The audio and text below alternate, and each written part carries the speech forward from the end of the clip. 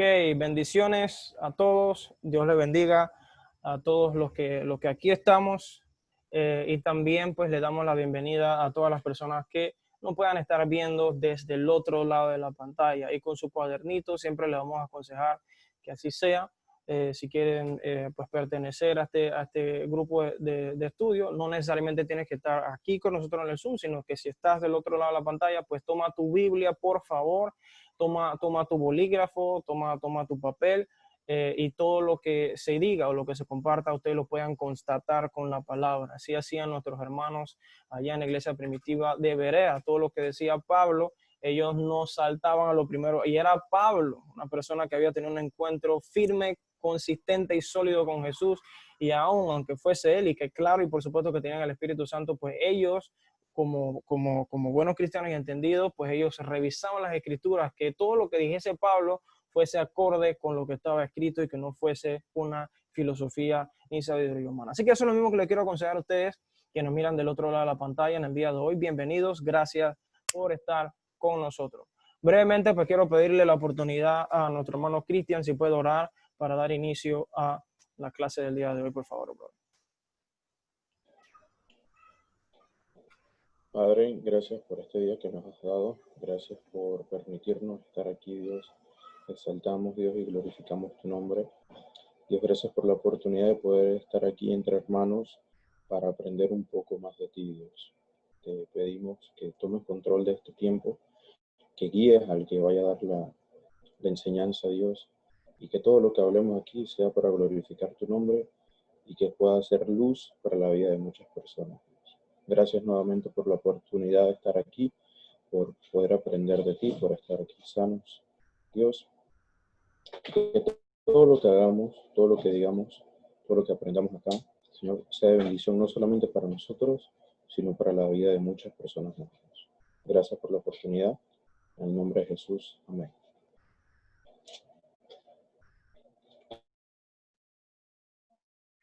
Gloria a Dios. Ok, bueno, brevemente, pues una pequeña explicación de lo que es el bosquejo, también para los que nos escuchan del otro lado, para que entiendan cómo va a ser llevado el esquema. Pues una persona ahora va a estar encargada de lo que es la introducción. Luego de eso, otra persona va a estar encargada de disertar acerca del tema del día de hoy. ¿Cuál es el tema del día de hoy? Hebreos 8 y 9. Hemos estado llevando a cabo una serie de estudios desde el principio, aunque sin embargo lamentablemente no hemos podido grabarlas todas. Hemos grabado y lo tenemos en video para que lo puedas observar. Voy a poner una tarjetita, no sé si es acá arriba o acá abajo, no sé, voy a intentar poner una tarjetita ahí para que tú puedas pues ponerte al día. Hemos hablado sobre Hebreos 5 y 6, lo tenemos grabado, y también hemos hablado sobre Hebreos 7 para que puedas ir y buscarlo. Aquí voy a ver si pongo una tarjetita para que puedas poner clic ahí y te pongas al día. Entonces la persona va a disertar, va a tener un espacio de 45 minutos por ahí para hablar sobre el tema de hoy, Hebreos 8 y 9. Luego de eso se va a abrir un pequeño espacio de Q&A, que significa questions and answers en inglés, en español, preguntas y respuestas.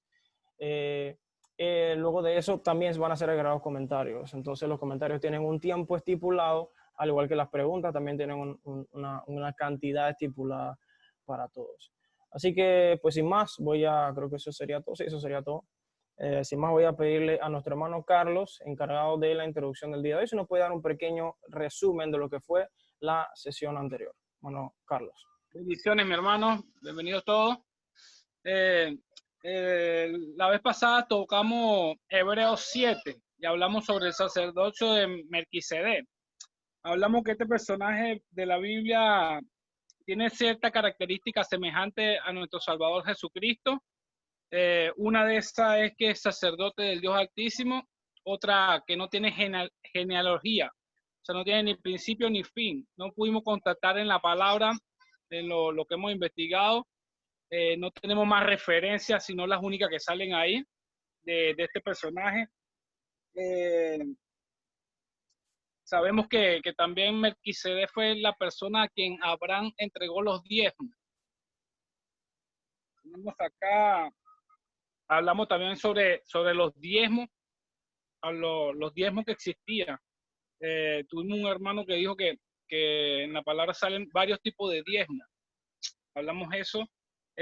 También cómo era la práctica cómo era la práctica de ese diezmo o de esos diezmos, cómo se hacía, cómo se tenía que hacer realmente. Hablamos de Jesús como mayor que todo el sacerdocio.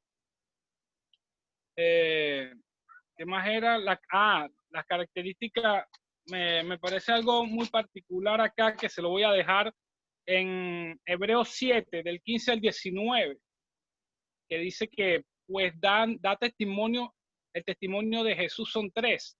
Ahí se lo dejo para que lo investiguen. Y bueno, creo que esto fue todo lo que pudimos tocar en la vez pasada. Y creo que está el video ahí, si mal no recuerdo, está el video para que puedan contactar todos los que no lo han visto. Gracias.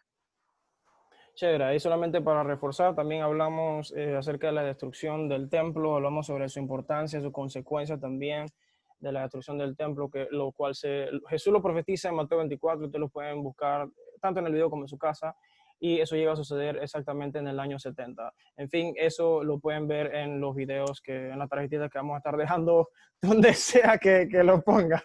Ya ni sé dónde. Así que pues sin más vamos a iniciar. El día de hoy pues nuestro hermano Abdiel va a estar encargado de disertar Hebreos 8 y 9. Abdiel.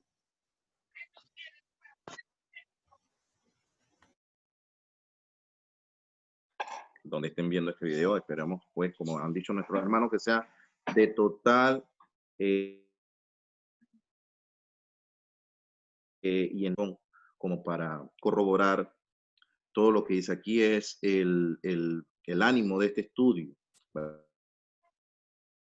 ¿verdad? Y hoy nos iría Hebreos 8 y 9, sin dejar de darle un matiz de lo que vimos anteriormente en Hebreos 7 para introducirnos, porque es necesario, dado cómo comienza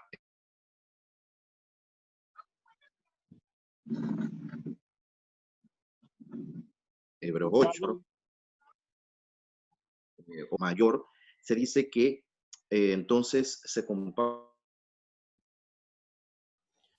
comparación entre este Melquisedec, que es sacerdote para siempre, junto con Jesucristo, ¿verdad? Y la diferencia en que a Jesucristo le dice que hubo una promesa y hubo un juramento para este sacerdocio de Jesucristo que nada tiene que ver con el sacerdocio de Moisés. Y la promesa está en Salmo 110:4, que dice: tú serás sacerdote para siempre según el orden de Melquisedec. Esto es una parte muy importante para dar introducción a lo que es Hebreos 8. Entonces, ya yendo a Hebreos 8, Hebreos 7:28 dice algo muy importante. Dice: porque la ley constituye sumos sacerdotes a débiles hombres, pero la palabra del juramento posterior a la ley, al Hijo, hecho perfecto para siempre. Entonces aquí estamos viendo el contraste entre el sacerdocio levítico, que estaba constituido de hombres mortales que perecían, versus el sacerdocio eterno que viene asumiendo Cristo, según la explicación que vamos a abordar. Entonces entramos de lleno a lo que es Hebreos 8. Dice el prefacio: el nuevo pacto es superior al antiguo, Cristo es nuestro sumo sacerdote. Dice, el punto principal es el siguiente. Después de haber explicado lo que vimos en Hebreos 7, él viene y dice, el punto principal es el siguiente. Tenemos un sumo sacerdote quien se sentó en el lugar de honor a la derecha del trono de Dios majestuoso en el cielo. Allí sirve como ministro en el tabernáculo del cielo, el verdadero lugar de adoración construido por el Señor y no por manos humanas. Aquí vemos, ya estamos viendo los matices, ¿verdad? De lo que son los contrastes entre lo que era el sacerdocio levítico y lo que viene a instituir el Señor, siendo el primero, el mosaico, tipo figura, ¿verdad? Con características del verdadero. 3, dice, ya que es deber de todo sumo sacerdote presentar ofrendas y sacrificios, nuestro sumo sacerdote también tiene que presentar una ofrenda. Si estuviera aquí en la tierra, ojo aquí, si estuviera aquí en la tierra, o sea, si el sacerdocio fuera meramente terrenal, ni siquiera sería sacerdote. Creo que ya en las sesiones anteriores sabemos por qué. Porque el sacerdocio tenía que ser estrictamente, y así había sido constituido en la ley mosaica, tendría que ser obligadamente de la tribu de Leví, linaje de Aarón, ¿ok? Fue instituido así en la ley mosaica. Entonces dice, ni siquiera sería sacerdote porque ya hay sacerdotes que presentan la ofrenda que exige la ley. Está hablando en su tiempo presente, en ese tiempo. Ya había sacerdote, había un tabernáculo en ese tiempo en que se estaba describiendo Hebreos. Todavía no habían pasado los sucesos del 70 después de Cristo. Estaba todavía erigido el tabernáculo, ¿verdad? O el templo que había modificado el rey Herodes el Grande. Entonces, él está diciendo que en ese entonces había todavía, estaba instituido el sacerdocio levítico, estaban los sumos sacerdotes, ¿verdad? Y ellos eran los que hacían lo instituido por esta ley. Dice, ellos sirven dentro de un sistema de oración que es una copia, una sombra del verdadero que está en el cielo. Para eso de lo que está en el cielo, el diseño por la cual se tomó esto, lo podemos encontrar en Éxodo 25:40 y Éxodo 26:30, donde te explica, ¿verdad? El Señor le dice, hazlo conforme al diseño que te enseñé allá en el monte. Ok, seguimos, dice, pues cuando Moisés estaba por construir el tabernáculo, Dios le advirtió lo siguiente, asegúrate de hacer todo según el modelo que te mostré aquí en la montaña. Pero ahora Jesús, nuestro sumo sacerdote, se le ha dado un ministerio que es muy superior al sacerdocio antiguo, porque es mediador a nuestro favor de un mejor pacto con Dios basado en promesas mejores. Aquí estamos viendo entonces, ¿por qué este viene siendo mejor? Dice que está basado en promesas mejores. Dice, 7. Si el primer pacto no hubiera tenido defecto, esto es algo que muy personal, siempre tenía preguntas en cuanto a esto. Si yo tengo un Dios perfecto, ¿cómo es que el primer pacto ha de tener defecto? Gran pregunta, ¿verdad? Entonces, hay que ir a la definición, permítame aquí recursos que tengo acá.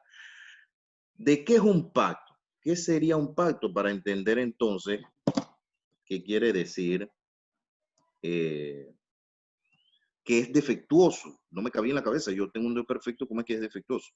Dice, la definición de pacto vendría siendo, dice, acuerdo entre dos o más personas que obliga a ambas personas a cumplir una serie de condiciones. Entonces, aquí ya te da dando, ¿verdad?, algún tipo de orientación en saber que son dos partes las que están obligadas a cumplir unas condiciones en lo que se llama un pacto. Entonces, el Señor, por allá por Deuteronomio, si no me recuerdo, 28, el Señor dice todas las bendiciones y a la vez dice todas las maldiciones que acarreaba el cumplir o dejar de atender,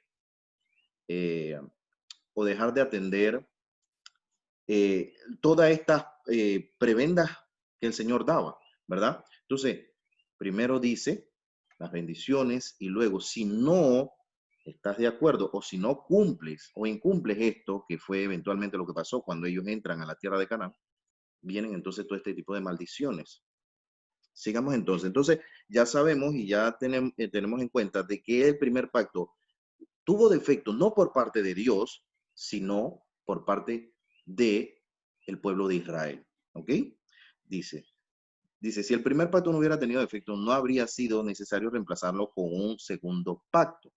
Pero cuando Dios encontró defectos en el pueblo, dijo, se acerca el día, dice el Señor, esto lo leemos en Jeremías 31, del 31 al 34, es tomada esta palabra que vamos a leer acá. Dice, se acerca el día del Señor en que haré un nuevo pacto con el pueblo de Israel y de Judá. Este pacto no será como el que hice con sus antepasados cuando los tomé de la mano, y los saqué de la tierra de Egipto. Ellos no permanecieron fieles a mi pacto. ¿Están viendo? Era lo que le explicaba hace un momento. Habría que entender entonces la definición de pacto. ¿Quiénes no permanecieron fieles? Fue el pueblo. El Señor siempre, y es uno de sus atributos, esa fidelidad del Señor, Él siempre permaneció fiel a su palabra. Entonces dice, ellos no permanecieron fieles a mi pacto, por eso les di la espalda, dice el Señor. O sea, ya ustedes rompieron el pacto, y aún así, nosotros sabemos que el Señor los siguió respaldando. El Señor el Señor siguió estando con ellos. Cuando Josué se introdujo, cuando empezó a conquistar, vemos que el Señor estaba con ellos. A pesar de que eventualmente se iba a quebrar todo eso, ¿verdad? Que es donde el Señor, donde Josué evoca estas palabras: yo y mi casa serviremos al Señor, precisamente por eso, porque ya el pueblo estaba en dos aguas, estaba entre toda esa cultura pagana de esa tierra que iban a conquistar, y estaban en seguir los parámetros dichos por Moisés allá en Deuteronomio antes de entrar a conquistar la tierra prometida. ¿Ok? Entonces dice, ellos no permanecieron fieles a mi pacto, por eso les di la espalda, dice el Señor. Pero este es el nuevo pacto que haré con el pueblo de Israel en ese día, dice el Señor. Pondré mis leyes en su mente y las escribiré en su corazón. Yo seré su Señor, ellos serán mi pueblo. Y no habrá necesidad de enseñar a sus vecinos, ni habrá necesidad de enseñar a sus parientes diciendo deberías conocer al Señor. Pues todos ya me conocerán, desde el más pequeño hasta el más grande. Perdonaré su maldad y nunca me acordaré de sus pecados. Es necesario explicar esta parte aquí, porque yo también decía, hay mucho misticismo en torno a esta palabra. Yo pondré mis leyes en su mente y le escribiré en su corazón. O sea, ¿será que el Señor va a ser así como pensamos o como se entiende así de manera simplista, de que el Señor va a hacer y ya todos vamos a estar entendidos, versados en la palabra de Dios? No. Permítame una breve explicación acá en cuanto a esto. Dice, bajo el nuevo pacto de Dios, la ley de Dios está dentro de nosotros. Ya no es un conjunto de reglas y principios externos. O sea, hablando de la ley mosaica, el nuevo pacto que hablamos, el antiguo pacto que hablamos en su momento, dado a Moisés. Dice, ya no es un conjunto de reglas y principios externos. El Espíritu Santo nos recuerda la palabra de Cristo, activa nuestra conciencia, influye en nuestros deseos e intenciones y hace que deseemos obedecer. Hacer la voluntad de Dios, hacer la voluntad de Dios es algo que ahora deseamos con todo nuestro corazón y con toda nuestra mente. Entonces ahí vemos la aplicación de esto, que no es un misticismo de que el Señor va a ser así y ya todos vamos a estar entendidos, sino que precisamente por las palabras de Cristo, al entender, al tomarnos el tiempo de investigar, de observar, de analizar, vamos entendiendo y vamos asimilando lo que es la voluntad del Señor. Amén. Entonces, seguimos. 13. Cuando Dios habla de un nuevo pacto, quiere decir que ha hecho obsoleto al primero, el cual ha caducado y pronto desaparecerá. Muchos tienen problemas de correlacionar estas ideas.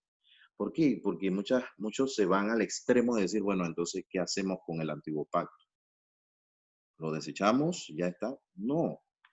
Eso está más que nada para que nosotros aprendamos también de este pueblo, de sus experiencias, del trato que tuvo con Dios, de lo misericordioso, bondadoso que fue el Señor, que estuvo con ellos, que me dio un pacto, y aún así este pueblo, por irse bajo sus deseos carnales, tropezó, ¿verdad? Entonces, este pacto tampoco estaba hecho para salvar, para dar vida eterna, sino estaba hecho como bien lo describe Gálatas, siendo un ayo, alguien que nos llevaba de aquel que sí podía hacer todas esas cosas. Entonces, dado o llegado Cristo a la escena, aquel que había de venir, ¿verdad? Entonces ya queda obsoleto en ese sentido, pero sus enseñanzas, sus experiencias nos quedan todavía palpables hoy, sus aplicaciones de cómo no errar como erraron aquellos en su momento. Pero no es que esa parte esté obsoleta del aprendizaje en base a sus enseñanzas, sino que lo que va de ser caducado y pronto ha de desaparecer precisamente es todo este sinnúmero de reglas y lineamientos en cuanto a lo ceremonial, en cuanto a la purificación y a los sacrificios. A eso se refiere. ¿Ok? Entonces seguimos en el 14. Perdón, en Hebreos 9, ya pasamos aquí a explicar un poquito más, como bien lo hace el escritor a los Hebreos. Dice, Ese primer pacto entre Dios e Israel incluía ordenanzas para la adoración y un lugar de culto aquí en la tierra. Ese tabernáculo estaba formado por dos alas, descripción de todo lo que conformaba el tabernáculo. Ese tabernáculo estaba conformado por dos alas, dice, por dos alas, perdón. En la primera sala había un candelabro, una mesa y unos panes consagrados sobre ella. En esta sala se le llamaba el lugar santo, a esta sala. Luego había una cortina detrás de la cual se encontraba la segunda sala, llamada el lugar santísimo. Vamos a tratar de explicar eso en su momento. Dice, en esa sala había un lugar de oro para el incienso y un cofre de madera conocido como el arca del pacto, el cual estaba totalmente cubierto de oro. Dentro del arca había un recipiente de oro que contenía el maná. Todos sabemos, creo que es el maná. El maná era lo que el Señor provió en el desierto durante 40 años a todo el pueblo de Israel, que era, se describe en la palabra que era como una mata de algo así como de culantro, ¿verdad? Que era para el diario, porque esto tendría o se podría después de cierta cantidad de tiempo, creo que era a lo sumo un día, ¿verdad? Entonces, ahí vemos, ¿verdad? Que había dentro de esta arca del pacto, en el lugar santísimo, había el maná, la vara de Aarón que había salido, que le habían salido hojas, ¿verdad? De almendro, o sea, había reverdecido después de haber sido un bastón, una vara, perdón, y las tablas del pacto que eran de piedra. Por encima del arca, los querubines de la gloria divina, cuyas alas se extendían sobre la tapa del arca, es decir, el lugar de la expiación. Pero ahora no podemos explicar estas cosas en detalle. Fíjense que la centralidad del escritor a los hebreos no era dar a detalle todo lo que constituía en sí el arca, el tabernáculo. Pero aquí vamos a dar una breve similitud, un símil de lo que constituía toda la mobiliaria del tabernáculo en comparación con Jesús. Eso lo haremos dentro de un momento. Mientras tanto, sigamos, dice, cuando estos elementos estaban en su lugar, los sacerdotes entraban con regularidad en la primera sala, en lo que se conocía como el lugar santo. Durante el cumplimiento de sus deberes religiosos, o sea, lo que era el sacerdocio en sí tenía reglamentos de ofrecer, de estar en todo lo que era hasta donde ellos podían, que era el lugar santo, y eso ordenadamente. Eso había por la muchedumbre de la gente que constituía la tribu de Leví, había que seccionarlos. Y se puede decir que muchos de esos grupos, eso lo vemos en Lucas cuando le tocó a Zacarías entrar en el lugar y ofrecer a él particularmente lo que era el incienso. Vemos esto que ellos les tocaba por medio de 1 o 2 semanas estar en lo que era todo lo que constituía el oficio dentro del lugar santo, y luego se retiraban porque eran demasiados y a ellos les tocaba creo que una vez cada 2 años. En fin, entonces dice, cuando estos elementos estaban en su lugar, los sacerdotes entraban con regularidad, en la primera sala durante el cumplimiento de sus deberes religiosos. Pero solo el sumo sacerdote entraba en el lugar santísimo y lo hacía una sola vez al año. Una sola vez, lo que conocemos como el Yom Kippur, o el día de la expiación, ¿verdad? Vamos a ver qué sigue diciendo. Dice, una vez al año en el lugar santísimo. Y dice, y siempre ofrecía sangre por sus propios pecados y por los pecados que el pueblo cometía por ignorancia. Esto está bueno aquí porque dice que eran por los de ignorancia. Fíjense que remarcado está acá. Eso está en Éxodo 30:10. Dice, mediante esas ordenanzas el Espíritu Santo daba a entender que la entrada al lugar santísimo no estaba abierta a todos en tanto siguiera en pie el tabernáculo. Ustedes están viendo la la explicación que dice este 9:8 de Hebreos. Mediante esas ordenanzas, el Espíritu Santo daba a entender que la entrada al lugar santísimo no estaba abierta a todos, en tanto siguiera en pie el tabernáculo. O sea que era necesario, y lo que explicamos en la sesión anterior, era necesario que fuera destruido literalmente este lugar en la tierra, que era el que daba único acceso, según la ley de Moisés, a Dios, y lo daba por medio de ese sumo sacerdote. Y si ese sumo sacerdote no estaba en regla con lo que exigía el entrar y representar o presentar ofrendas y sacrificios por sus pecados y por los pecados de los demás, ese año no había perdón. De ahí lo que se entiende de que había mucha sucesión de sacerdotes o sumos sacerdotes precisamente por eso, porque había muchos que cumplían todo esto para entrar a ofrecer estos sacrificios propios y por el pueblo. Entonces dice, no podía haber otro acceso, sino por el sumo sacerdote y ese sistema que representaba, o sea, el sistema levítico. Dice, esta es una ilustración que apunta al tiempo presente. Por eso es necesario, por eso es que hacemos hincapié en esto. Cada vez que usted lea la palabra de Dios y la analice, léala teniendo presente los tiempos gramaticales. Cuando hablan en pasado, cuando hablan en presente, cuando hablan en futuro, y dándole significado con lo que usted lee alrededor, ¿ok? Dice, esta ilustración apunta al tiempo presente, o sea que en ese tiempo que se escribió Hebreo, el templo estaba en pie. Pues las ofrendas y los sacrificios que ofrenden los sacerdotes no pueden limpiar la conciencia de las personas que lo traen. En otras palabras, usted llevaba su toro, usted llevaba su ofrenda, ya sea lo que podía, dependiendo del estrato social también, ¿verdad? Usted llevaba su toro, usted llevaba su carnero, usted llevaba lo que podía. Y esto lo purificaba externamente, pero internamente, como bien lo dicen aquí, no podían limpiar la conciencia de las personas que lo traen. No hacían una conversión interna. 10. Pues ese sistema antiguo solo consiste en alimentos, bebidas y diversas ceremonias de purificación, es decir, ordenanzas externas, lo que le acabo de explicar, que permanecieron vigentes solo hasta que se estableció un sistema mejor.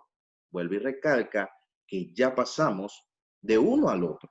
Ya pasamos de las ordenanzas y reglamentos externos a un sistema mejor representado en Cristo. Dice, Cristo es el sacrificio perfecto, dice el prefacio acá. Dice, entonces Cristo ahora ha llegado a ser el sumo sacerdote sobre todas las cosas buenas que han venido. ¿Ok? Él entró en ese tabernáculo superior y más perfecto que está en el cielo. Ya no está hablando del terrenal.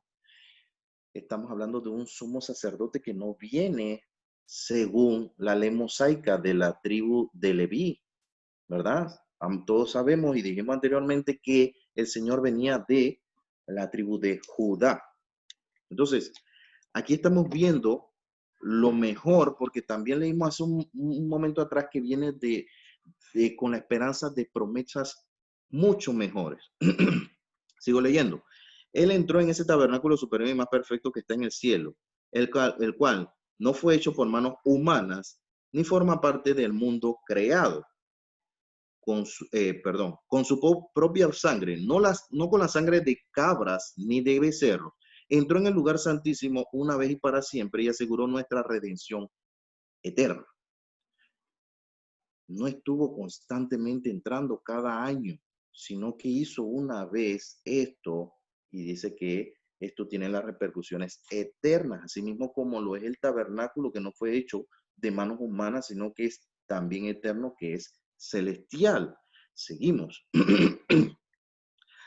Bajo el antiguo sistema, o sea, el sistema mosaico, las 613 leyes, mandamientos, preceptos y demás, dice, la sangre de la cabra y los corderos y las cenizas de una novilla podían limpiar el cuerpo de las personas que estaban ceremonialmente impuras. Muy importante, se lo acabo de explicar anteriormente. Todo esto en ese sistema antiguo era meramente limpieza externa. los que estaban ceremonialmente impuros. Imagínense cuánto más la sangre de Cristo, es la comparación, nos purificará la conciencia de acciones pecaminosas para que adoremos al Dios viviente.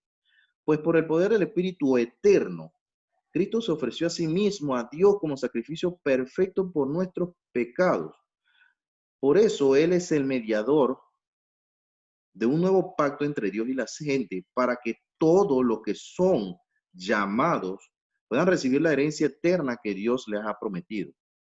Pues Cristo murió para librarlos del castigo por los pecados que habían cometido bajo ese primer pacto. Obviamente que los involucra a todos, ¿verdad? Entonces dice el 16. Ahora bien, cuando alguien deja un testamento, lo que entendemos terrenalmente, cuando alguien deja un testamento es necesario comprobar que la persona que lo hizo ha muerto. Si no, obviamente el testamento no puede entrar en vigencia por cuanto esta persona esté viva. Dice, el testamento solo entra en vigencia después de la muerte de la persona. Mientras viva el que lo hizo, el testamento no puede entrar en vigencia. Por eso, aún el primer pacto fue puesto en vigencia con la sangre de un animal, o sea, dándole el sello.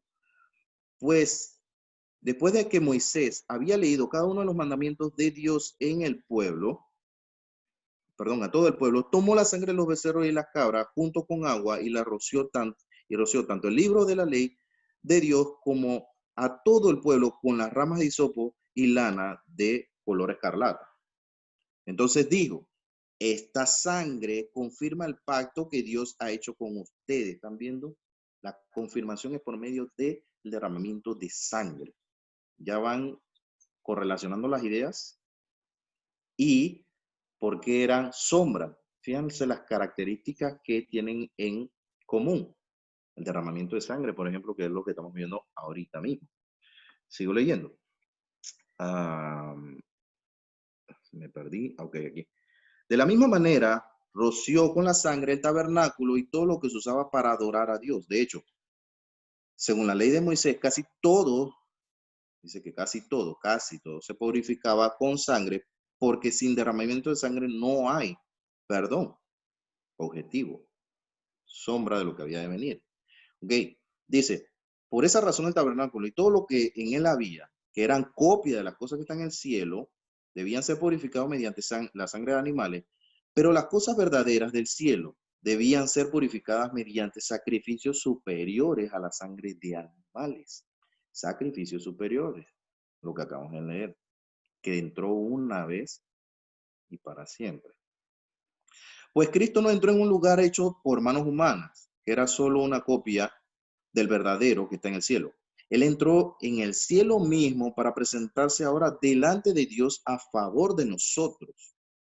Cumplimiento ahora sí, o sea, se está dando el cumplimiento. Y no entró en el cielo para ofrecerse a sí mismo una y otra vez, como lo hace el sumo sacerdote aquí en la tierra. Fíjense, el tiempo presente está hablando en ese momento. Aquí en la tierra, que entra en el lugar santísimo año tras año con la sangre de un animal. Si eso hubiera sido necesario, Cristo tendría que haber sufrido la muerte una y otra vez desde el principio del mundo. Pero ahora, en el fin de los tiempos, Cristo se presentó una vez y para siempre para quitar el pecado mediante la propia muerte en sacrificio.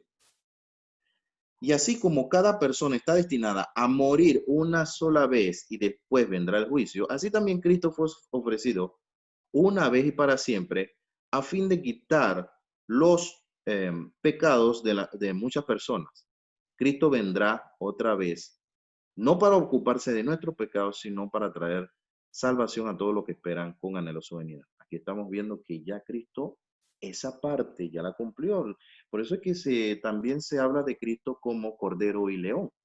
Cordero porque fue lo que ya fue consumado en la cruz del Calvario, fue el derramamiento de su sangre, fue la introducción como sumo sacerdote eterno del orden de Melquisedec al tabernáculo celestial, no hecho de manos humanas, y presentó el sacrificio, ¿verdad?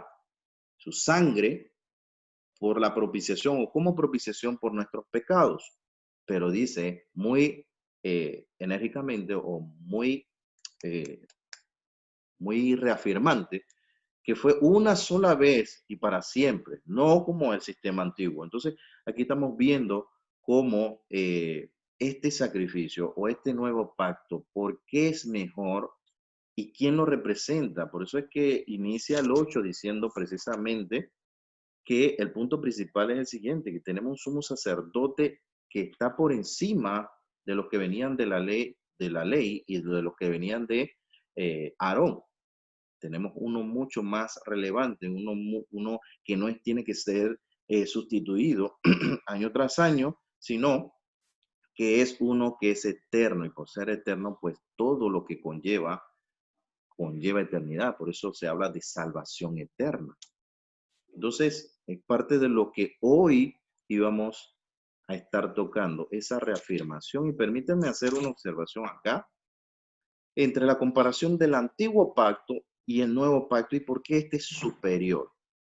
Vamos a estar viendo 3 tópicos: el antiguo pacto bajo Moisés, el nuevo pacto en Cristo y su aplicación. Ok, comenzamos con el punto 1. Dice, en el antiguo pacto bajo Moisés era solamente una sombra o copia. Eso lo encontramos aquí mismo en Hebreos 8, 5, en Hebreos 9, 23 y en Hebreos 10, 1. El nuevo pacto en Cristo es una realidad. Hebreos 9:11 y Hebreos 9:24. La aplicación. El nuevo pacto y sus beneficios son eternos, lo que acababa de decir hace un momento. En el antiguo pacto bajo Moisés estaba centrado en un edificio físico donde tenían que ir a adorar. Hebreos 8:5, Hebreos 9:1 al 8.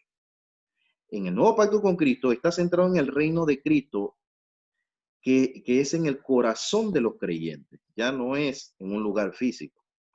Dios participa directamente en la vida de usted y lo que pueda adorar en cualquier lugar. Dice, bajo Moisés teníamos normas y reglas externas. Hebreos 9:1 y Hebreos 9:10. En el pacto con Cristo tiene normas internas, un nuevo corazón, ¿verdad? Hebreos 8, versículo 10. Dios ve nuestras intenciones tanto como nuestras acciones. Somos responsables ante Dios, no ante las reglas. La diferencia. Dice, bajo Moisés la gente no cumplió el pacto, Hebreos 8:9. Bajo Dios, Cristo cumplió con todos los requisitos del pacto, Hebreos 8:6, Hebreos 13:20. Podemos confiar en las promesas que Dios dio porque están basadas en la obra de Cristo. Bajo Moisés se basaba en ofrenda y sacrificio de parte de los culpables del pecado, Hebreos 5:1, Hebreos 8:3.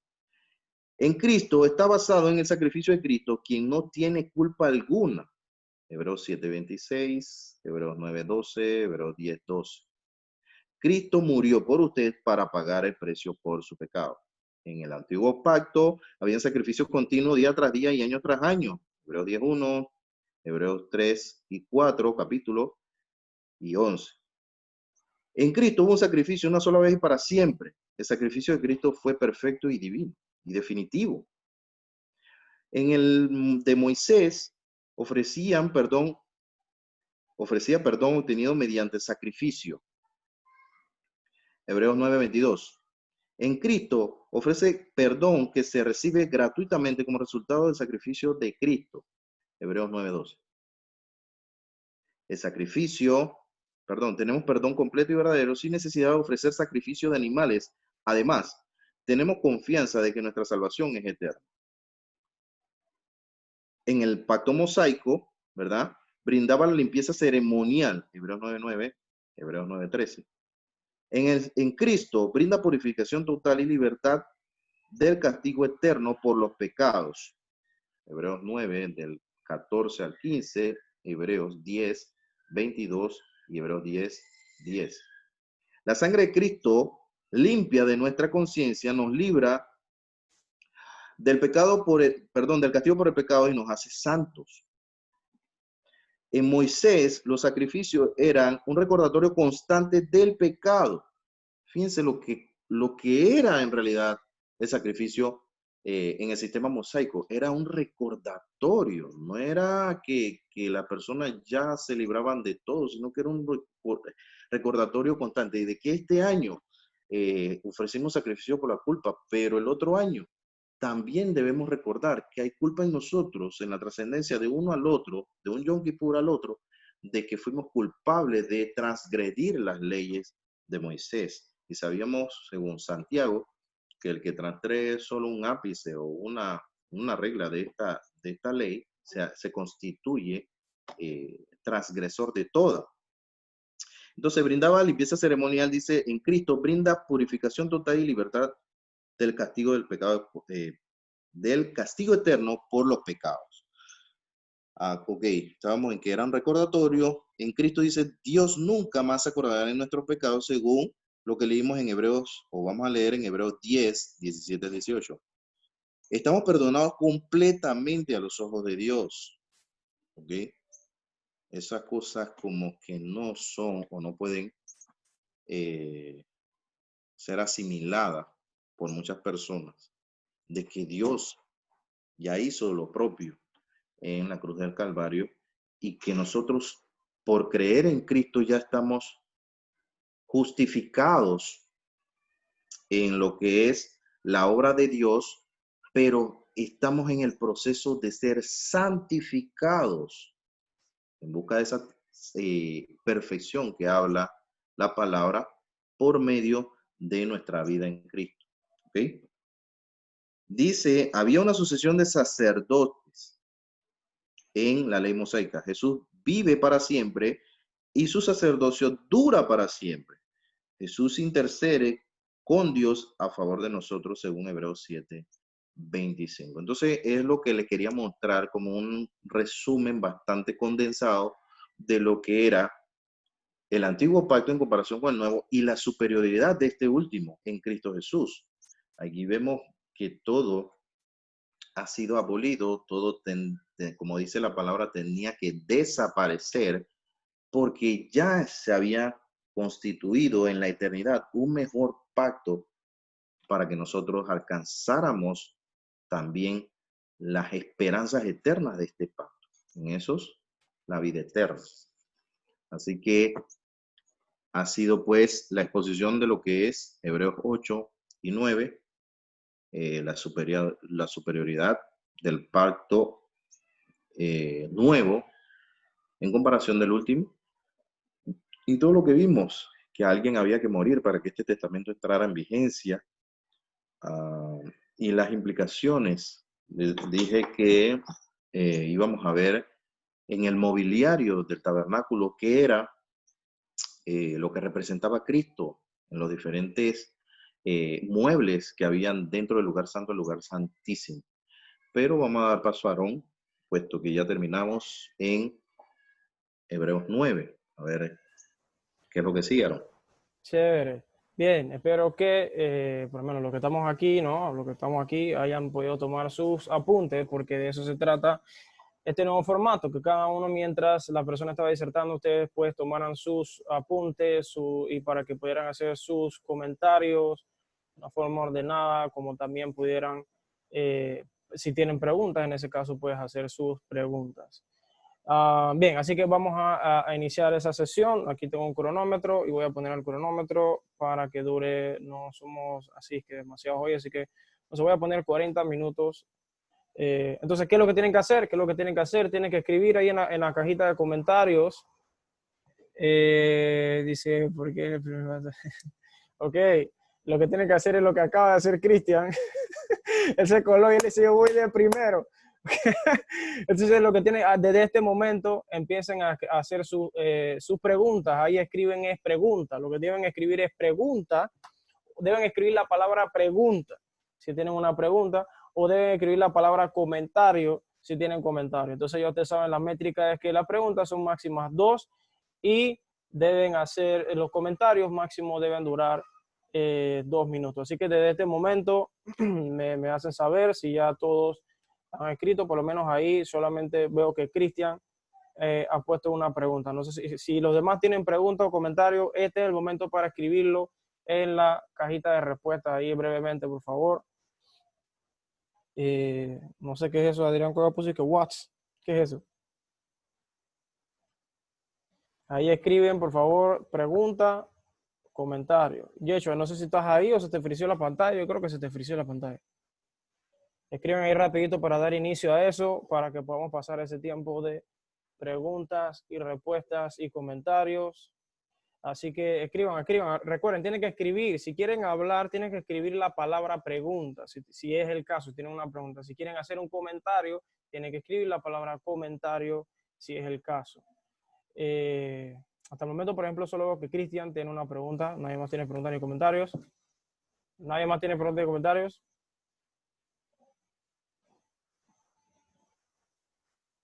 David tiene comentario o preguntas. Sí. Tienes que escribirlas ahí. Ahí dice Giancarlo tiene preguntas. Ok, vamos a iniciar. Vamos a dar inicio. Ahí van escribiendo. Yo voy atendiéndolas en orden de llegada. Igual, mientras Abdiel estaba anotando, para que sepan que no se van a salir con la suya, aquí escribí un arsenal de preguntas que son dirigidas tanto para Abdiel y para ustedes, para que podamos de pronto profundizar en alguna cosita. Vamos a ir iniciando pues en esta sesión. Voy a darle inicio al cronómetro y así damos inicio a esta sesión. Entonces, Cristian tiene pregunta. Es la primera persona a quien se le va a dar el pase. Puedes hacerla ahí hablando normal. La pregunta número 1. No te escuchas.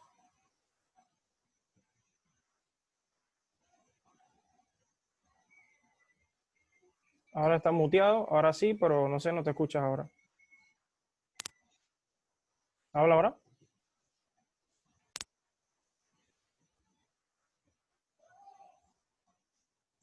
Intenta hablar. Bien, creo que, no sé. Bueno, en ¿Me ese... escuchas? Ahora sí te escucho. Listo. Okay, ¿cuál es la primera pregunta? Ok, mi pregunta es que ¿por qué? No sé si es una pregunta válida, pero ¿por qué el primer pacto era exclusivo del pueblo de Israel? Y porque al ser exclusivo de ellos, ¿qué pasaba con el resto de pueblos y naciones? Por ejemplo, nosotros. Ok, ahí para hacer un poquito más incisivo en esa pregunta, y me corregirás, ¿no? Obviamente está diciendo, ¿por qué el primer pacto era exclusivo del pueblo de Israel? Entendiendo que en ese entonces no voy a entrar en la respuesta, pero la pregunta es dentro del contexto de ese entonces, ¿cierto? O sea, ok, bien. Abdiel, no sé si te gustaría ondear un poquito en la pregunta. Dice Cristian, pregunta, ¿por qué el primer pacto era exclusivo para el pueblo de Israel? ¿Qué comentarios? Y aquí igual, todos pueden pensar en las respuestas. Yo le puedo dar la palabra a Abdiel, le puedo dar la palabra a Adrián, a quien guste, pero principalmente al expositor. Abdiel, ¿por qué el primer pacto era exclusivo del pueblo de Israel? ¿Qué piensas tú? Fíjense lo que dice Deuteronomio 7, del 6 en adelante, se lo leo acá. Porque tú eres pueblo santo para Jehová tu Dios. Jehová tu Dios te ha escogido para hacerle un pueblo especial más que todos los pueblos que están sobre la tierra. Un pueblo muy especial y hay una elección, ¿verdad? Dice, no por ser vosotros más que todos los pueblos os ha querido Jehová y os ha escogido, pues vosotros eras el más insignificante de todos los pueblos, sino por cuanto Jehová os amó y quiso guardar el juramento que juró a vuestros padres. Dejémoslo hasta allí. Entonces, aquí estamos viendo unas cosas. No que el pueblo de Israel haya sido mejor, como acabamos de leer en la misma palabra, sino que Dios los eligió a ellos como un pueblo más especial dentro de todos los pueblos. Entonces, dentro de este organigrama, ¿qué era lo que se quería? Que este pueblo al cual Dios se le había manifestado estuviera encargado de como introducir a todas las demás naciones a la creencia de este Dios vivo. Wow. Ese era el organigrama o era la visión en ese momento de lo que había de suceder con este pueblo escogido especial. Por eso se le da a este pueblo, se le da lo que son las leyes, se le manifiesta a Dios, son rescatados y todo esto, pero había una misión implícita en todo esto. Obviamente Dios sabía que esto no se iba a llevar a cabo, pero había de ser necesario para que nosotros viéramos los tropiezos, como dijimos hace un momento, cuando estábamos en la exposición del tema de hoy, de que por medio de esa experiencia, de que no era un pueblo que tenía algo singular, algo llamativo o eran especial por causa de ellos mismos, sino por la escogencia de Dios. Entonces, vemos que el Señor hace todo esto por medio de ese pueblo, que vuelve y recalco, no tenía nada en especial, sino que Dios los amó y los escogió. Entonces, por eso se le da esto, con el fin de que ellos permearan a las demás naciones del conocimiento de este Dios vivo que se le había manifestado en particular a este pueblo. La segunda parte de la pregunta era. La segunda parte, dale, Cristian, habla tú mismo. Él decía, bueno, lo leo, dice, ¿qué pasaba pues con el resto del pueblo y naciones? Ahí habría que hacer una salvedad. Ya de pronto la pregunta estaría como viajando a nuestros tiempos también. Entonces, la pregunta inicial que haces, Abdiel la responde principalmente en base a ese entonces, principalmente en base al contexto de ese entonces, de cuando fue dado y a quién fue dado. Ahí rapidito, antes de que Abdiel aborde eso, me gustaría hacer un comentario. Es interesante porque la pregunta es muy interesante también y la respuesta es muchísimo más interesante. Realmente se puede decir en pocas palabras que de lo vil y menospreciado, porque dice que Israel no tenía nada, o sea, no tenía una característica superior a los demás. De hecho, eran inferiores de tal manera que siempre se las pasaban siendo esclavos. O sea, la mayor parte del tiempo se la pasaban siendo esclavos. Eran un pueblo verdaderamente, políticamente hablando, hasta inclusive, digámoslo así, espiritualmente hablando, digamos que ellos iban creciendo, pues. Voy a dejarlo hasta ahí, digamos que iban creciendo. No puedo decir que, no puedo decir, como dice la palabra, que han llegado a la estatura del varón perfecto, porque no simplemente perfecto solamente hay uno, y ese es Dios y Jesús que manda a su Hijo, pues digo, manda a su Hijo a morir por nosotros, y no hay bueno, no hay perfecto, solo uno. Entonces, pero es interesante, el pueblo de Israel se puede entender entonces que de los viles menospreciados Dios toma. Y puedo aquí también rapidito hacer el comentario que hizo Felipe en una de las reuniones. Decía, la soberanía de Dios se aplica de esta forma. Si yo tengo dinero y hay 20 personas y yo solamente le doy, ¿recuerdas de Cristian? Y yo solamente le doy dinero a 5 de esas o a 15 de esas personas, las otras 5 se pueden molestar. Pero ¿qué cosas te podrían reclamar a ti si el dinero es mío? Si yo le doy el dinero a quien a mí me da la gana, y eso me hace recordar lo que decíamos en Romanos 9, yo tengo misericordia de quien tendría misericordia, pero Dios es infinitamente grande, que lo que hace es que no toma, por ejemplo, el caso de David también, y no me quiero extender tanto, pero el caso de David también, no tomó el más robusto, no tomó el más grande, sino que tomó el más pequeño, al que de pronto en un momento era menospreciado, que estaba cuidando allá las ovejas, y bueno, esas son las cosas que Dios hace. Dios no mira lo de afuera, lo que tú y yo podemos ver, sino que Él mira el corazón. La segunda pregunta que hacía Cristian era ¿qué pasaba con el resto de los pueblos y naciones? Ahora, creo que me metí un poco en la respuesta y Abdiel, quisiera ahora porque tú pudieras explicar qué pasaba o qué pasa en el hoy, qué pasa en el hoy con el resto de los pueblos y naciones versus el pacto original que era exclusivo para, ¿me entiendes? ¿Qué pasa en el día de hoy con los pueblos y las naciones versus el pacto que era exclusivo para ya lo has explicado, pero igual me gustaría que pudiera hacer esa correlación. Cuando el pueblo de Israel fue sacado por Dios mediante Moisés, aquí vemos que no estrictamente, simplemente vino el pueblo como tal o el linaje, hablando de consanguinidad o qué sé yo, en estos parámetros meramente físicos, sino que también leemos que se aunaron gente del mismo Egipto, gente que decidió profesar la creencia de los judíos en ese momento. Y entonces aquí vemos que ya se está dando vestigios de lo que era la visión, porque precisamente también se quería hacer esto. Entonces,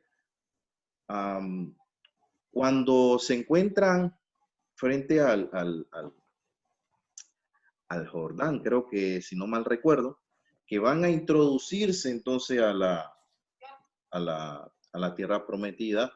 Vemos entonces que el Señor da lineamientos entonces en cuanto a esa tierra, ¿verdad? Ustedes van a destruir todo lo que ellos creen, no se van a juntar con ellos, ustedes van a permanecer firmes. La cuestión era, como leemos también en el Nuevo Testamento, que ellos se unan a nosotros y no nosotros a ellos.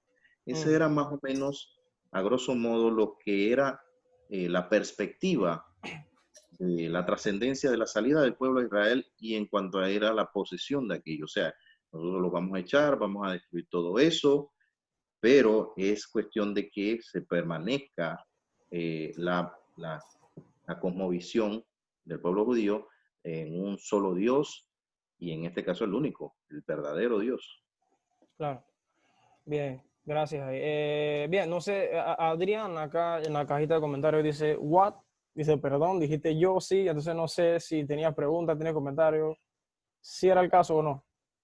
Sí, ok, dale, pues entonces, ¿qué era? ¿Pregunta o comentario? Cualquiera sea el caso, ya tú sabes las reglas igual. Si es comentario y 2 minutos, pregunta.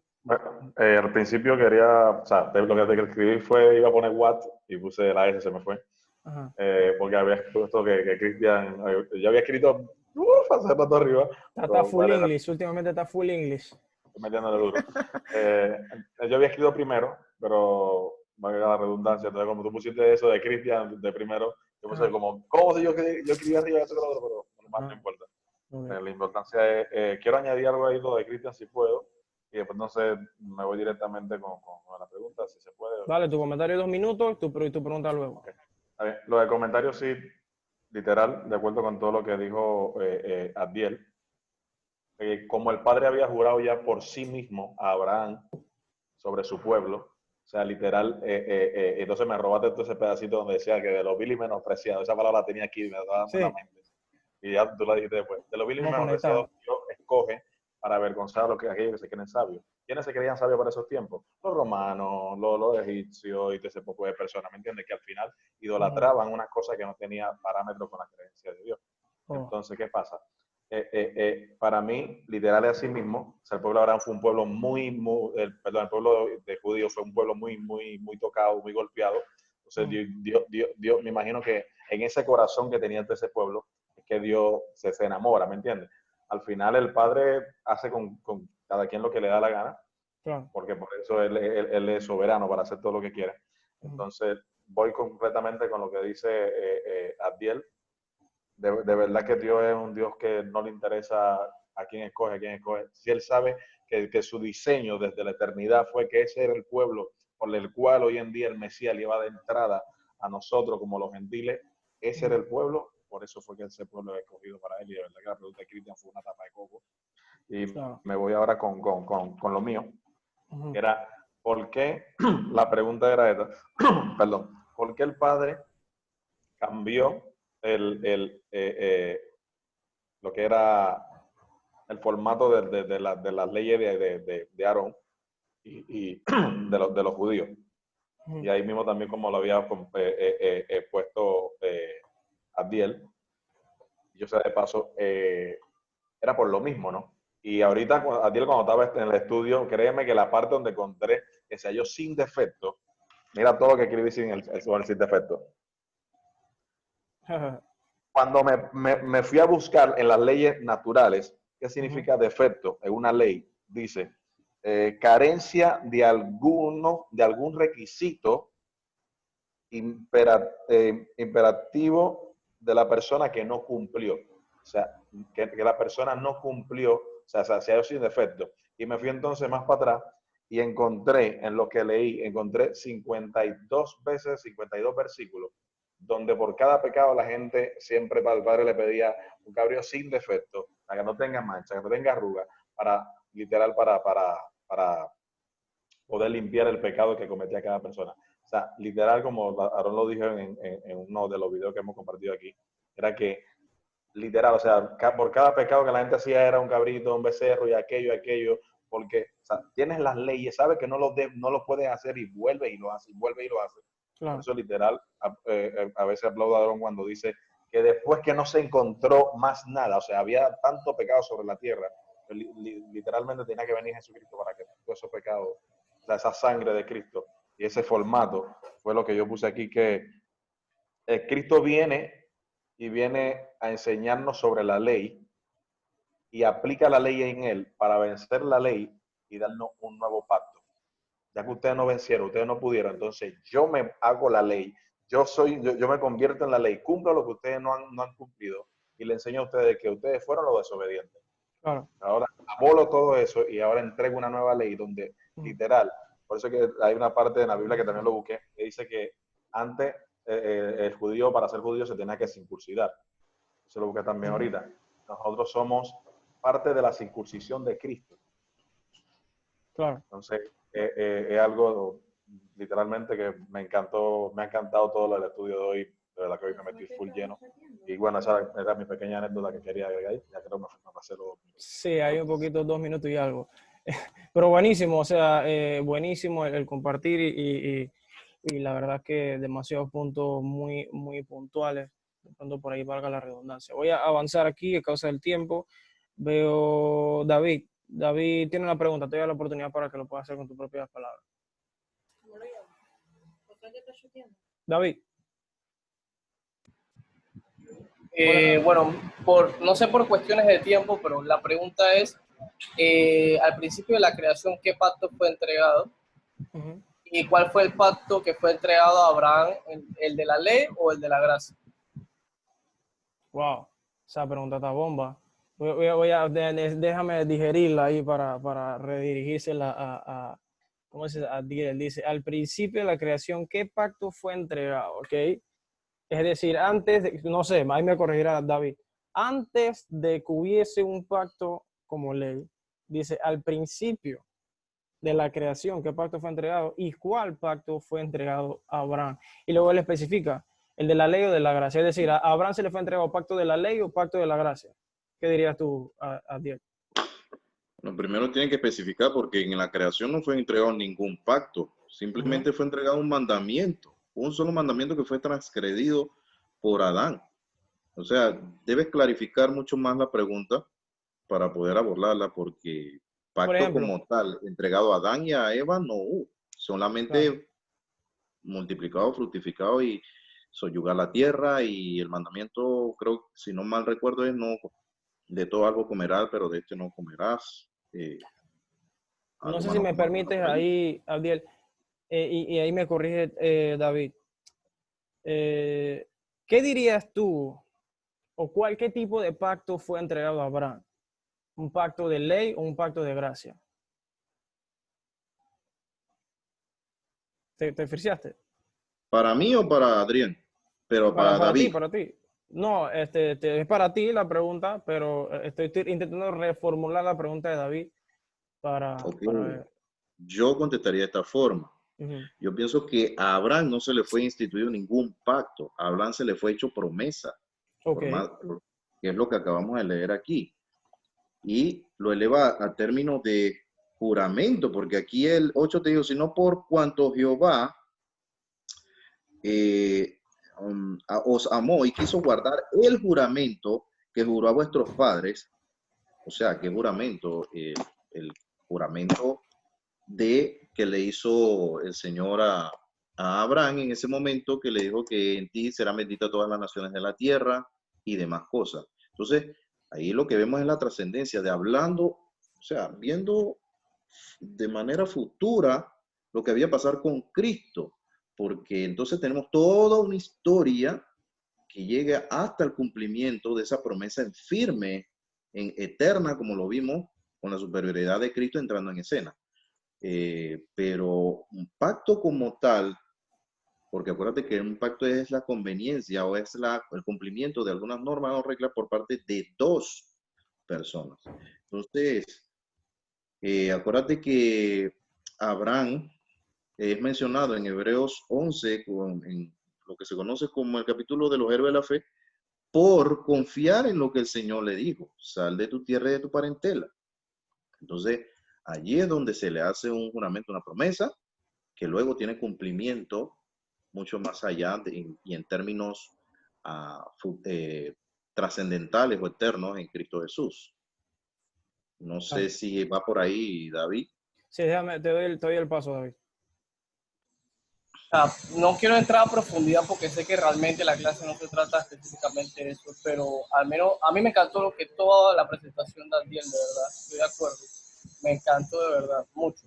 Y quiero consultarle después más adelante, porque sentí como que estaba leyendo también un material de apoyo. Me interesaría saber qué material de apoyo le interesa. Pero hace referencia, ¿cuál?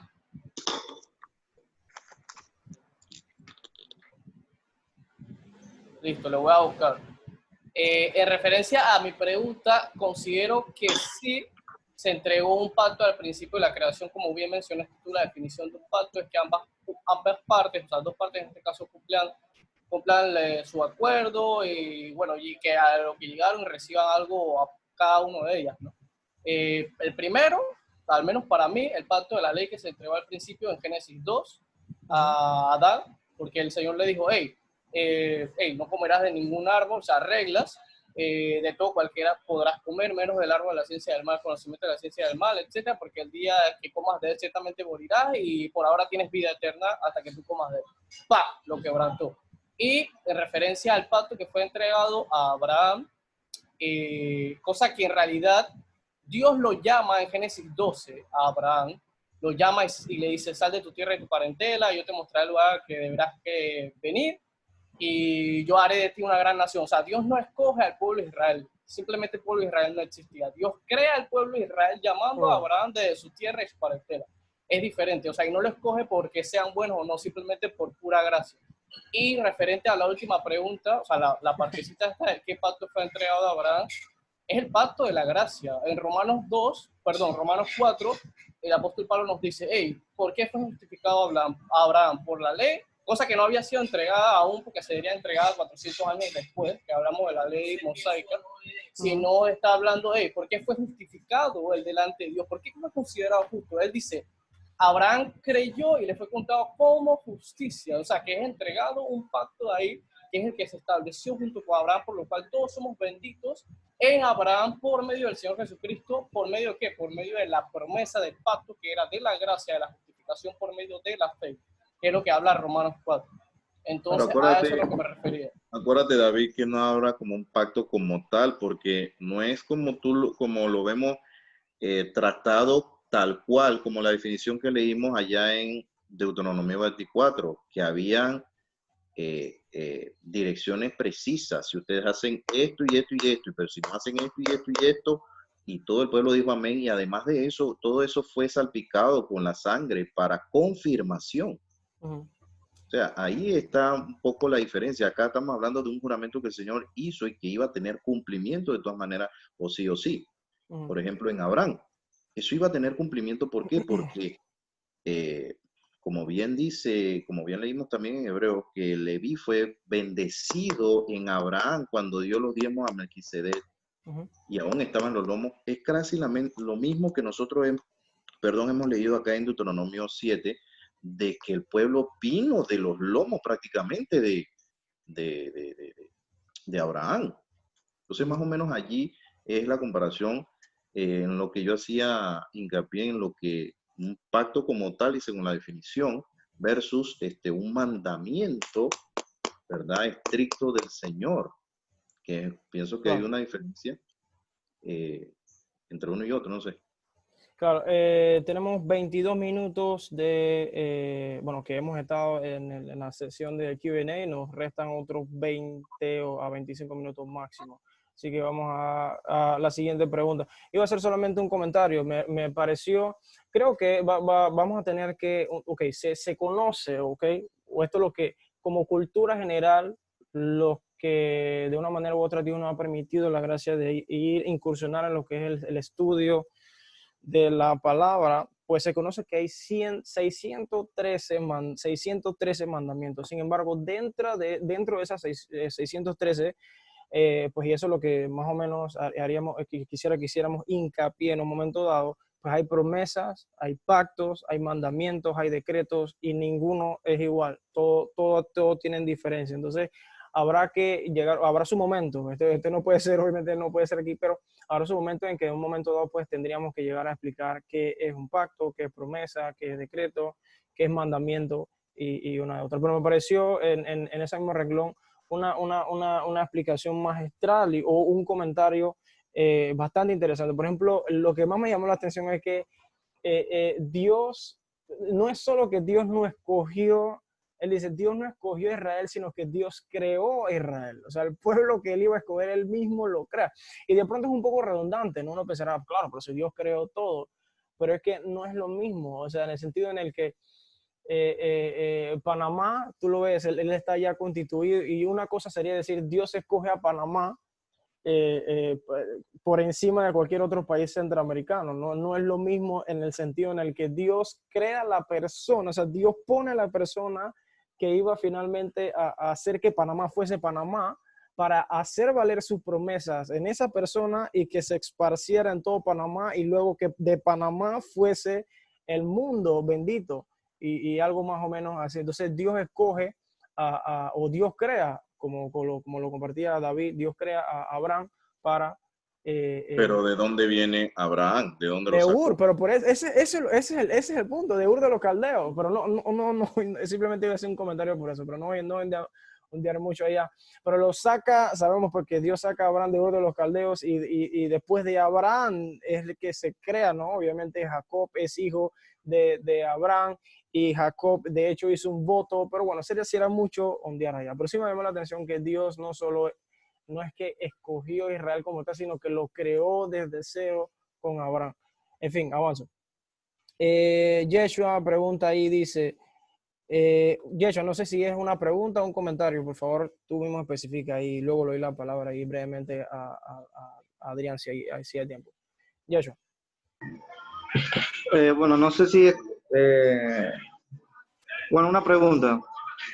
Ahí dice, creo que eso es bastante referente a lo que estábamos hablando sobre el nuevo y el antiguo pacto, que dice, y nadie echa vino nuevo en odres viejos, de otra manera, el vino nuevo rompe los odres y el vino se derrama y los odres se pierden, pero el vino nuevo con odre nuevo se ha de echar.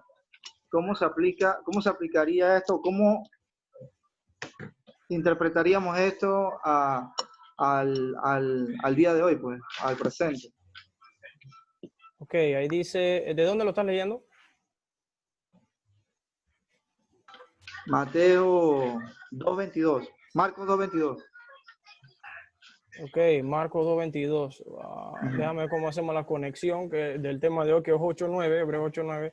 ¿Cómo sería la conexión ahí? Y esa pregunta dice, y nadie echa vino nuevo en odres viejos. De otra manera, el vino nuevo rompe los odres. Creo que ahí sería un punto. Y el vino se derrama a causa de eso y los odres se pierden. Mira tú, tanto el vino como el odre. Pero el vino nuevo en odres nuevos se ha de echar. Es decir, el vino, ¿qué comentario tienes ahí, Adiel, brevemente? No creo que tenga como mucha relación con Hebreo 8 y 9, pero igual, ¿qué comentario tienes tú? Precisamente preguntarle a Cristian cómo él formula o No, a en base a Yeshua fue que le hizo la pregunta. no, a Yeshua, Ajá. cómo él ve la misma interrogante ahí en sí para clarificar un poco más la pregunta. O sea, él está viendo entonces, según puedo entender, el odre viejo hablando de los judíos tratando de alcanzar la vida eterna en base a las leyes mosaicas, y vamos viendo entonces a los nuevos tratando de o conociendo a Cristo, que sería el vino nuevo. Y la pregunta ahí entonces sería...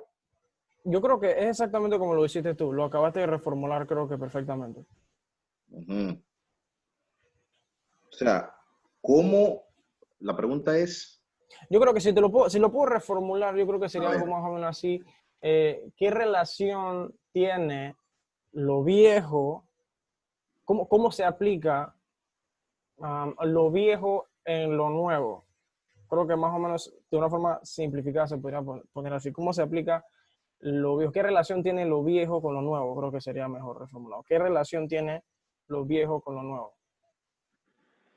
Hablando del sistema viejo y el sistema nuevo. Hablando del sistema y a quién fue entregado, y hablando del nuevo sistema y para quién fue entregado. Bueno, vamos a ver para ver si entendí la respuesta. Si entendí la pregunta para que la respuesta vaya en esa. Yo, por ejemplo, ver. de pronto pudiera hacer un comentario, de pronto no será el más atinado, pero igual, o sea, vemos que la historia lo constata. Por ejemplo, Israel. ¿Qué significa Israel? En hebreo, pues se dice que creo que se pronuncia Yisrael, que significa el que pelea con Dios. Es decir, siempre Dios derramaba de su vino nuevo sobre ellos, siempre derramaba sobre ellos porque lo había escogido, y como bien decía David, pues no es un pueblo que había escogido porque era bueno o malo, simplemente por su soberanía y por su gracia, pero él siempre intentaba derramar, o siempre derramaba de su Dios nuevo sobre Israel. Pero como era un pueblo, no sé, pues que constantemente peleaba con Dios para ganar batalla, pero también peleaba en contra inclusive de las cosas que él le había mandado a hacer. Ustedes quédense aquí quietos, que yo voy a ir al monte, Dios me va a dar las tablas. No, ellos querían un becerro de oro, y constantemente Malaquías 3:10 vemos que esa reprensión en Malaquías 3:10 porque el pueblo se estaba volcando a dar malos sacrificios y no estaban siguiendo la ordenanza. Entonces Dios derramando vino nuevo sobre un odre que estaba viejo, y pudiéramos inclusive decir de una forma conceptualizada que porque ellos estaban viejos, porque ellos permanecían, sus ojos permanecían no en Dios, sino en los pueblos que estaban alrededor de ellos. ¿A qué me refiero? Por ejemplo, el pueblo de Israel, su rey era Dios, exclusivamente Dios era su rey. Pero llega un momento en el que el pueblo de Israel dice, nosotros queremos reyes exactamente, justamente así como el resto de los otros pueblos también quieren reyes. Dios, exacto, el resto de las naciones tienen reyes. Dios por medio de Samuel le dice, repréndelos a ellos y diles qué es lo que va a pasar cuando ellos pidan para ellos reyes. Ustedes van a hacer ellos le van a poner sobre ustedes cargas que van a ser muy pesadas de cargar. Ellos se van a hacer ricos, en pocas palabras, a costa de su trabajo exhaustivo. Entonces eso es más o menos, pues ellos se permanecían, aunque tenían al nuevo, es decir, al vino constantemente para ellos se mantenían viejos porque mantenían su mirada en personas que no deberían ser, o en los reinos querían imitar. Y hay muchísimos ejemplos que podría poner acerca. Entonces, pues bueno, Dios ahora toma a nosotros como nuevos, de pronto se puede decir más o menos así, a nosotros como odres, nos toma como odres nuevos, a los que somos suyos, a los que hemos sido llamados por él, a los que hemos sido preparados de antemano, para entonces derramar su vino nuevo sobre un pueblo nuevo que ahora no mira a los hombres, sino que ahora, como dice la palabra en Hebreos, mantiene su mirada en el autor y consumador de quien da el vino. Ahí más o menos iba a decir un comentario, Adrián, ahí, déjame ver cuánto. Dale, Adrián. Nada, que termine Joshua, que era el de la pregunta, porque le iba a decir algo, y después termine yo. Bueno, era así básicamente lo que decía Aaron, pues, porque quería estar claro en eso. Por lo menos lo que yo puedo entender es que el odre viejo representa las personas que tienen como tradición el viejo pacto, y eso es lo que vendría siendo el viejo pacto, vendría siendo representando el vino viejo. Okay. A la hora, y el odre nuevo representa nosotros que somos salvación por medio de la gracia, que vendría siendo la gracia el vino nuevo. Y al echar un vino, la gracia, para la gente que está aferrada a lo tradicional, escuchar de la gracia, no tienen un match, y llega un punto donde su mente se quiebra. Se va a reventar, como dice, los odres viejos no aguantan el vino nuevo cuando se está fermentando. Exacto. Entonces, no puede entender la capacidad de la gracia. Y esto lo vemos históricamente, el pueblo judío, que hasta el sol de hoy no acepta a un Jesús, no acepta a un Espíritu Santo. No, o sea, ellos no aceptan eso porque ellos están tan aferrados a las tradiciones y a las costumbres de su pueblo. Fíjate, Joshua, que es tan así. No es que no se haya dicho que ese Mesías iba a venir. Le fue dicho por Moisés, le fue dicho en David, en la misma vida de David, le fue dicho todos. Entonces, pero ellos se centraron más que nada en hacerse ellos aceptos por medio de todo lo que conllevaba el ritual, el llevar, el estar totalmente apegado. Inclusive, alrededor de los mandamientos, ellos hicieron parte de la tradición, ¿verdad?, que ellos pusieron para no quebrantar el mandamiento. en principio se podía, pero después se tergiversó esto al punto de que decidieron obedecer más la tradición que los mismos mandatos de Dios. Cuando el Señor dice que ustedes ponen las leyes humanas por encima de los mandamientos, porque la palabra dice honrarás a padre y madre, y ustedes se dedican a hacer el corbán para desatenderse de sus padres. Claro. Entonces, yo no sé si le pasa lo mismo a ustedes, pero... ahí vemos que como bien... Sí, sí, se corta. Sí, se corta, ¿verdad? Ok, te escucho ahorita, Adiel. Tenemos 34 minutos de esta sesión. O sea, lo que quería decir es que había un sentimiento exacerbado de cumplir al pie de la letra todo, y en su mente estaba más que nada, pues que, bueno, vamos a ser aceptos y vamos a alcanzar la plenitud si nos apegamos a todo esto, y surgió una tergiversación al punto de que, como bien dijo Yeshua, no son capaces de asimilar el vino nuevo que es de la gracia, aunque fue mencionado en sus libros en el Antiguo Testamento. Claro, ya, a ver, solamente nos restarían 10 minutos de esta sesión para ir terminando la sesión del día de hoy. Adrián iba a mencionar algo igual, lo mencionas y brevemente, y vamos a consumir lo que resta del minuto con una pregunta que le voy a hacer en general a todos. Ok. Bueno, ahí, con lo que dijo David, literal, yo... A ver. Dale, va. ¿Quién era ese? Ah, Giancarlo, se me había olvidado, pasé por encima, disculpe. Vamos a atender, Adrián, si me permite, vamos a atender la pregunta de Jan primero, disculpa, Sí, claro. que no la vi. No, sí la vi, pero la pasé de largo con todo lo medio. Así que, Giancarlo, pregunta. Entonces, mira, cuando se vivía bajo la ley, ¿cómo el que fallecía, cómo era salvo si la ley no salvaba el alma? Porque eso viene después a través de Jesucristo.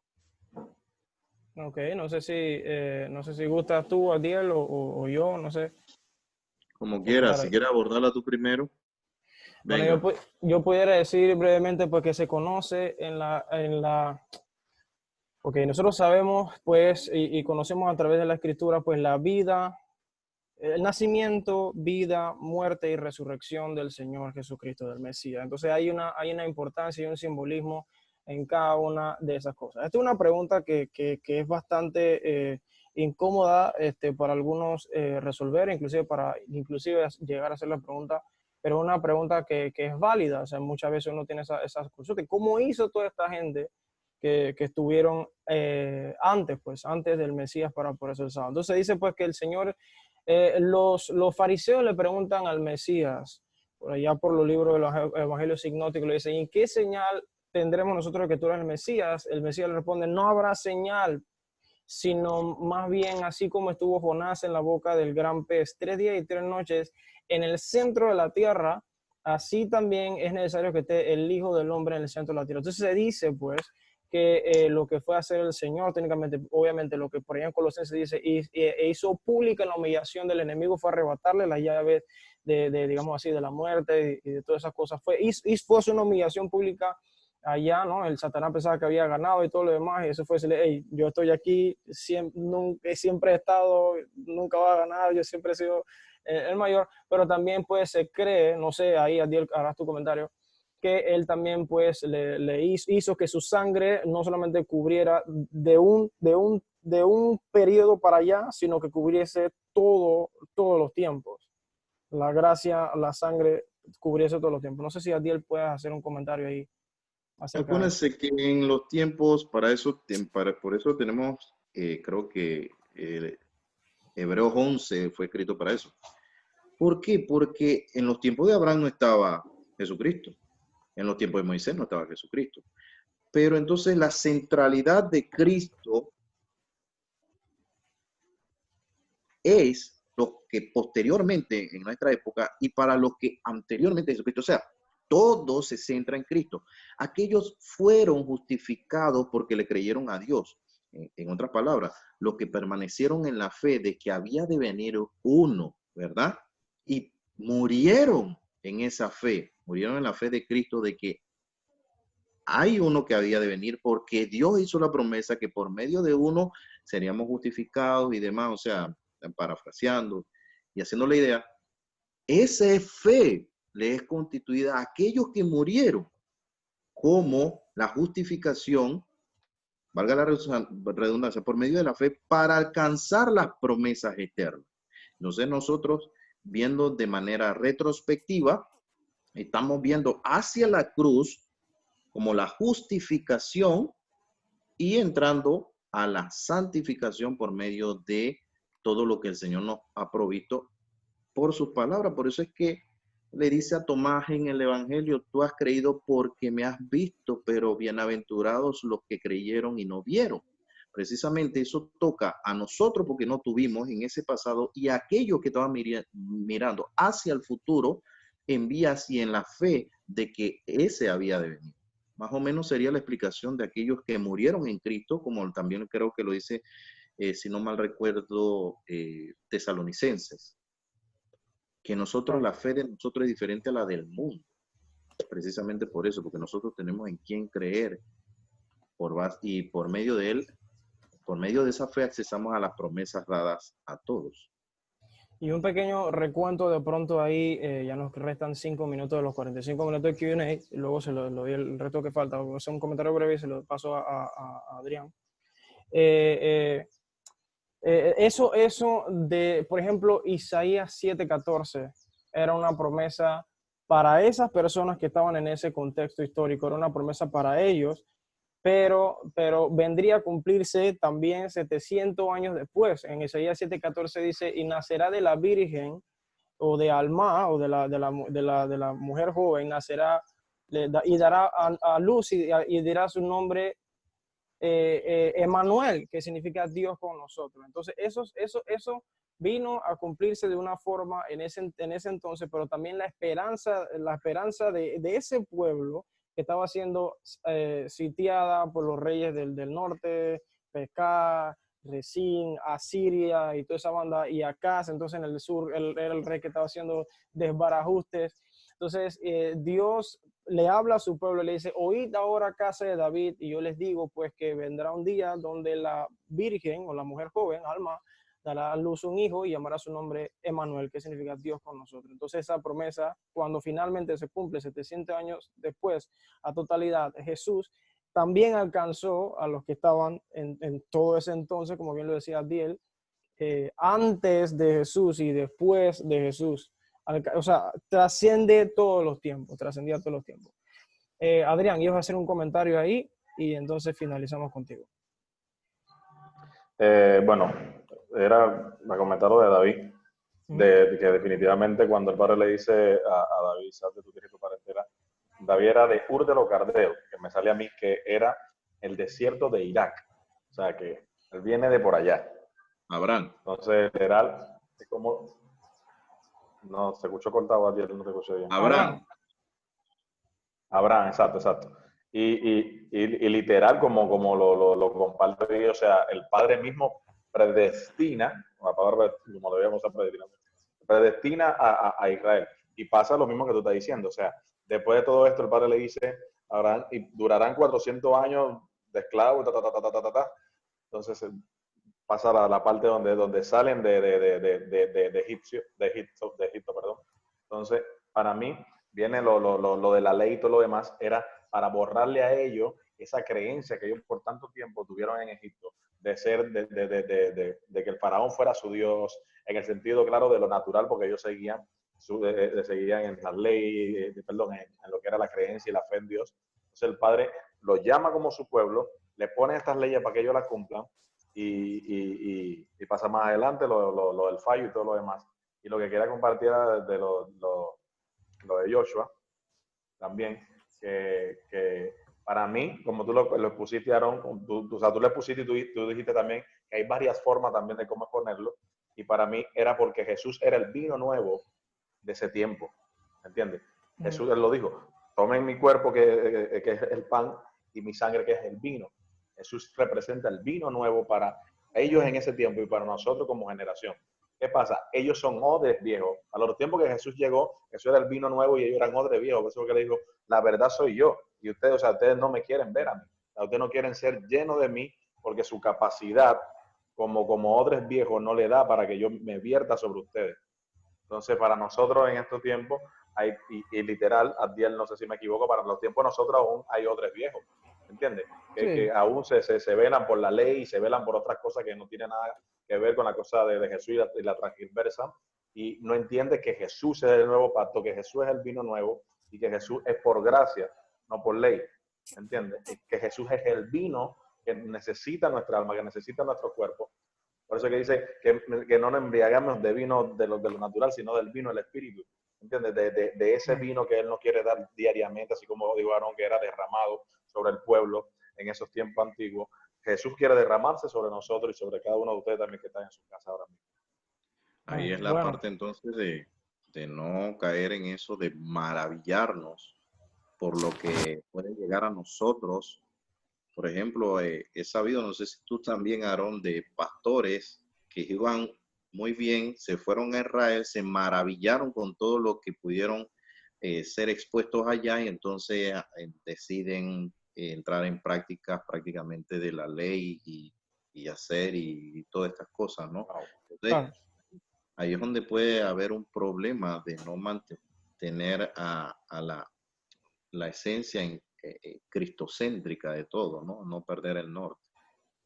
Claro, bueno, y de esta forma damos por concluida la intervención, la clase del día de hoy. Quisiera hacer unas pequeñas reseñas, pues hemos cubierto Hebreos, bueno, desde el principio, pero sería importante mencionar que técnicamente Hebreos 7, bueno, desde el 6 incluso se puede decir, Hebreos 6, 7, 8 y 9 están conectados, o sea, no hay forma de leerte solo Hebreos 8 y separarlo de 7 y 9 o el 6. Eso no se puede, o sea, se están mancomunados. Así que para poder entender completamente lo que quiere decir que Jesús es superior al sacerdocio levítico y que la ley no era perfecta y que a razón de que hubo cambio de sacerdocio también era necesario que hubiese cambio de ministerio y todo lo demás. Para poder entender todo eso tienes que leerse todos estos capítulos anteriores. Importante mencionar eso. Bueno,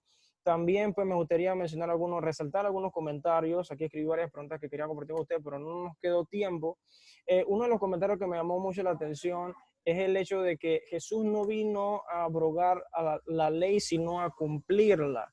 Y parte de lo que todos mencionaron, Adrián también decía, Él no vino a quitar la ley, sino que Él vino a cumplirla, porque no había ser humano sobre la faz de la tierra que pudiera cumplir las cosas a cabalidad y ser perfecto, porque eso implicaba, o sea, presentar los sacrificios, la ofrenda y la forma en que lo hizo una vez y para siempre, como lo hemos leído reiteradas veces, eso implicaba a alguien perfecto, Yeshua HaMashiach, el Cordero inmolado perfecto, para que se cumpliese de una vez y para siempre. Hubiera un punto también que de pronto por ahí iba a mencionar, el hecho de que Él no entró en un templo hecho por manos de hombre. Por ejemplo, también me recordaba por allá el libro de Hechos, capítulo 7, 48, cuando Pablo decía que Dios no habitaba en templo hecho por manos de hombre. En el día de hoy hay mucha gente que está muy apegada al edificio, al fundamento. Nadie aquí está diciendo que no, vayan, es importante que se congreguen en un lugar, como por online, por donde sea, es importante estar en esos lugares,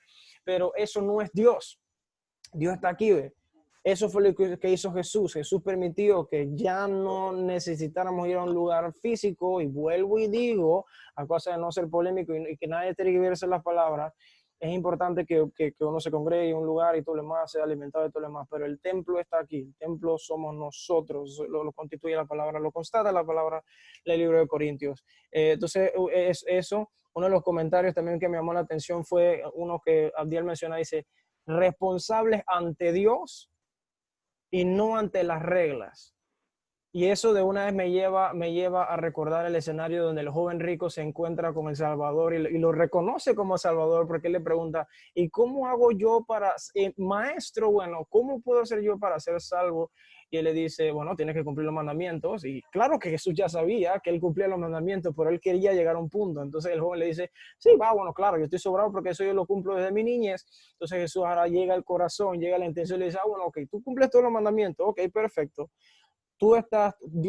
Jesús le está explicando, tú hasta el momento has sido responsable ante las reglas, no has sido responsable ante Dios. Y le mete una cachetada y le dice, bueno, ahora ok, vende todo lo que tú tienes, dáselo a los pobres, se entristece, ustedes saben la historia y se va. Entonces me llamó mucho la atención ese comentario, responsables ante Dios y no ante las reglas, hay una trascendencia ahí. Esos son los comentarios que pudiera resaltar al día de hoy. Bueno, gracias a todos los que han estado del otro lado de la pantalla compartiendo con nosotros. Gracias a todos ustedes también, los que están aquí, los que han podido permanecer hasta el final para compartir un poquito de lo que Dios les ha regalado a ustedes en gracia, y de esa misma forma, en gracia ustedes están dando e impartiéndose a los demás. De verdad que es un privilegio escucharles, aprender de todos ustedes. Así que vamos a orar para despedir el día de hoy. Voy a pedirle a David, si puedes despedirnos el día de hoy con oración, hermano.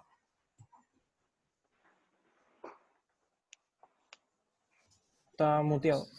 Sí, ya. Bueno, al final quería comentar algo que mencionaste sobre las reglas rapidísimo, un minuto nada más. Claro. Es que así mismo como Santiago habla de que la fe sin obras está muerta, y sabemos que la fe nos otorga justicia porque es la fe a través de la fe en el Señor Jesucristo, nos otorga la justificación de la ley que Él cumplió durante sus 33 años de la tierra, ¿no? Simplemente quería agregar que el cumplimiento de las reglas se da por naturaleza en el creyente, de manera que éste cumple la ley, que es ley en sí mismo dentro de la justificación que Dios ha otorgado. O sea, que nosotros podemos seguir a Dios, y claramente que es cumplir lo que Dios nos manda, pero eso nos lleva a cumplir las reglas. Aún Él nos dice, hey, sométanse a las autoridades impuestas, porque todas son puestas por Dios, de manera que respétenlas, honrenlas y hasta oren por ellas. Eso quería nada más agregar rapidito. Y bueno, ya entonces, o sea, que siempre debe haber un equilibrio, ¿no? Así que voy a orar rapidito. Señor Jesús, te damos gracias por la clase del día de hoy, Padre. Sabemos que tú eres el que ha hablado a través de cada uno de nosotros, porque dentro de nosotros, Señor, solamente durante un tiempo y aún hay una inclinación, Señor, a hacer las cosas malas. Sabemos que tu Espíritu nos guía a toda verdad, Señor, y nos da el discernimiento, y aún Él nos guía a pedir, porque ni aún eso sabemos, Señor. Te doy gracias por cada una de estas personas, Señor, por los que pudieron estar desde el principio, por los que están ahora y por los que no pudieron tampoco quedarse hasta el final. Te pido que nos sigas, Señor, limpiando a través del conocimiento de tu palabra, Señor, transformándonos a través del conocimiento de tu palabra, como lo dice en Romanos 2:12 el apóstol. Y, Señor, que sigamos creciendo, Señor, creciendo así como tú dices, Señor, a imagen y semejanza del varón perfecto, a la estatura de Él cada día, Señor. En tu nombre, Jesús. Amén y amén. Amén. Bueno, una vez más, pues gracias a todos por estar aquí, a todos los que van a estar del otro lado de la pantalla y van a estar disfrutando de esta enseñanza que con mucha humildad, con mucho gusto, con mucho cariño y pues con mucha reverencia también al Señor, pues intentamos compartir con ustedes. Dios los bendiga. Gracias. Saludos. Hasta la próxima. Dios les guarde. Bendiciones. Ya saben, se tiene que salir los demás.